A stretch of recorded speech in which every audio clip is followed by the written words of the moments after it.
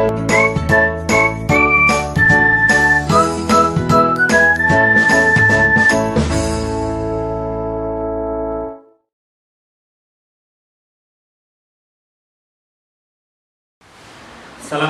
warahmatullahi wabarakatuh. Anak-anak kelas 1 yang dirahmati Allah, alhamdulillah, puji syukur kita panjatkan kehadirat Allah Subhanahu wa taala yang mana sampai saat ini kita masih diberikan kesehatan, kita masih diberikan nikmat oleh Allah, bisa merasakan pemberian Allah Subhanahu wa taala. Semoga kalian semuanya di rumah tetap sehat selalu, ya, diberikan perlindungan oleh Allah dari mahara bahaya dan juga dari segala penyakit. Anak-anak yang saya banggakan, kali ini Pak Putut akan menyampaikan materi kemuhammadiyahan. Kita akan melanjutkan bab yang berikutnya sebelum nanti ada tugas untuk kalian di rumah, yaitu kita akan membahas bab 3 tentang kehidupan keluarga Muhammadiyah yang dicita-citakan. Ya.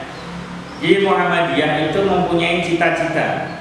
Keluarga Muhammadiyah itu mempunyai harapan. Apa yang dicita-citakan dari keluarga Muhammadiyah? Nah, di sini di dalam buku kalian, buku paket kecil itu ke Muhammadiyah, di situ sudah tertulis banyak sekali.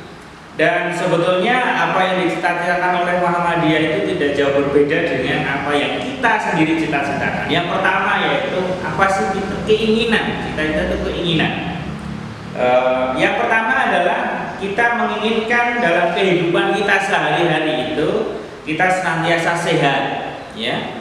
Nah, apa syaratnya kalau kita ingin sehat? Berarti kita harus senantiasa menjaga kebersihan. Yang pertama adalah yang ingin dicita-citakan adalah kebersihan. Kebersihan ini di dalam satu hadis Rasulullah SAW menjelaskan an-nadhafatu minal iman. Kebersihan itu sebagian daripada iman. Maka kita sebagai seorang muslim, kita senantiasa harus harus menjaga kebersihan, ya, baik kebersihan badan, kebersihan pakaian, dan juga kebersihan lingkungan, ya. Jadi tidak hanya badan saja yang kita bersihkan dengan kita mandi sehari 2 kali, kemudian pakaian, ingat ya, pakaian yang sudah kita pakai itu segera kita ganti, ya. Jangan sampai kita pagi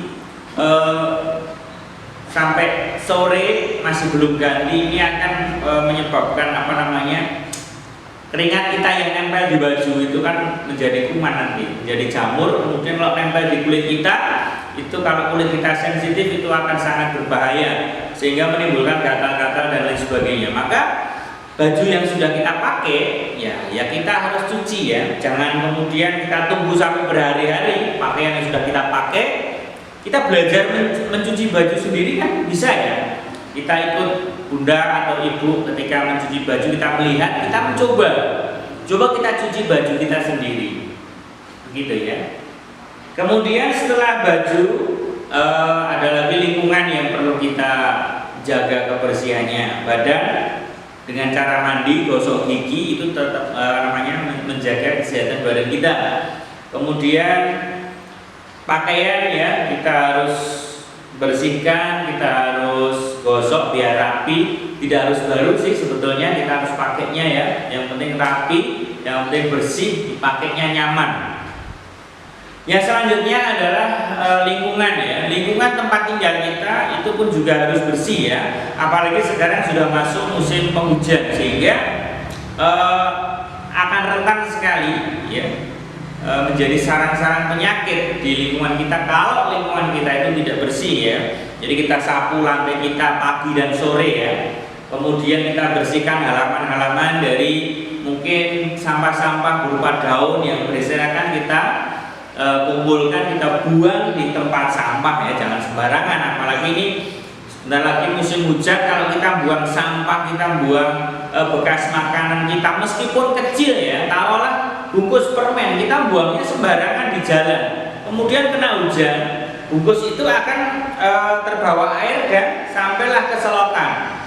Lah kalau satu bungkus, Pak, ya, kalau satu bungkus, kalau banyak bungkus sehingga akan menyumbat itu nanti jalannya air sehingga terjadi banjir dan lain sebagainya. Maka mulai sekarang ya kita buang sampah jangan sembarangan, karena bisa jadi yang kecil itu menyebabkan sesuatu hal yang besar atau musibah besar. Allah Subhanahu wa taala berfirman dalam suatu surah di dalam Al-Qur'an, yaitu surat Al-Baqarah ayat 222. Nanti kalian bisa buka di rumah. Di sini artinya sesungguhnya Allah mencintai orang-orang yang bertaubat dan cinta pada orang-orang yang bersih, ya. Kalau Arabnya Bismillahirrahmanirrahim, innallaha yuhibbut tawwabina wa yuhibbul mutatahhirin. Kira-kira begitu. Di dalam Islam kita tidak hanya diajarkan untuk menjaga kebersihan, lebih dari itu kita juga diperintahkan untuk menjaga kesucian. Dalam satu hadis yang diriwayatkan oleh Muslim, ad-dur syatrul iman, kesucian itu sebagian dari iman.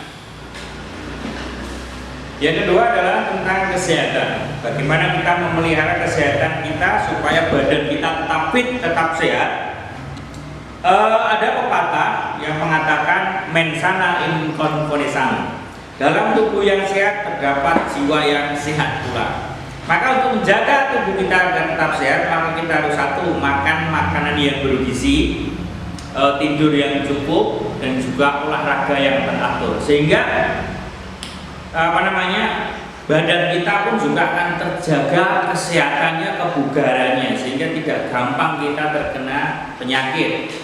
Rasulullah SAW bersabda, al-mu'minu qawiyyu khairu wa ahabbu ilallah minal mu'mina dha'ifu.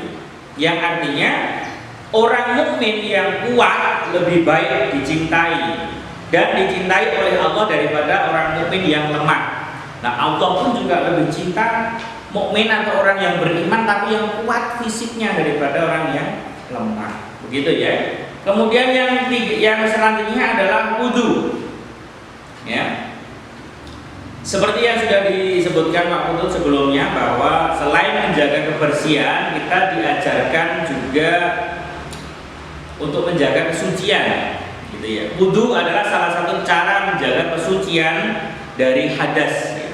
Jadi wudu itu menjaga kesucian kita dari hadas. Wudu juga termasuk syarat sahnya sholat. Kalau kita mau sholat, maka kita diwajibkan untuk berwudu terlebih dahulu. Syarat adalah sesuatu yang harus ada sebelum melakukan kegiatan. Sehingga sebelum kita melakukan sholat, maka syaratnya adalah kita harus berwudu terlebih dahulu. Nah, di sini ada pengertian wudu. Wudu itu secara bahasa artinya apa, Bapak? Artinya bersih atau indah. Sedangkan secara istilah, wudu adalah bersuci dengan air untuk membasuh anggota badan tertentu agar menghilangkan hadas kecil. Wudu merupakan syarat sahnya sholat. Jadi bila akan sholat tidak berwudu, maka sholatnya tidak sah. Kemudian ada rukun wudu, ya. Supaya kita bisa melaksanakan wudu dengan benar, maka kita lakukan rukun-rukun wudu. Yang pertama yang harus kita lakukan ketika berwudu adalah niat.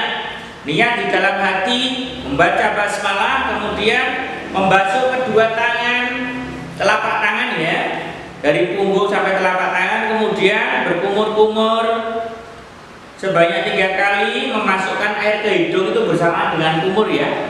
Ya, begitu. Ini sebetulnya harus praktek besok, ya.